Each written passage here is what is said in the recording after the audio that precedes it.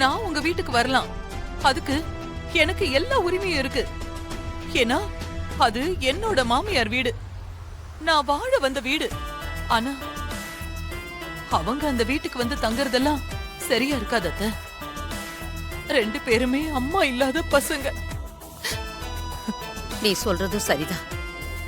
அப்போ என்ன செய்யலாம், நீயே சொல்ல. நீங்க என்கிட்ட இதுக்கு சொல்யூஷன் கேக்குறதுனால நான் எனக்கு தோன்றது சொல்றேன். சொல்லுமா.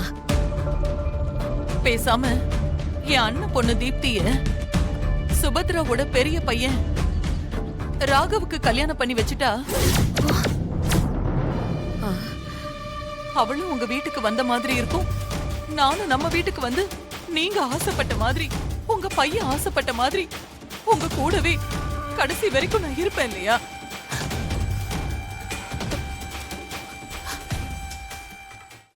இன்றே டவுன்லோட் செய்து உங்கள் ஃபேவரட் ஷோக்களை என்ஜாய் பண்ணுங்க.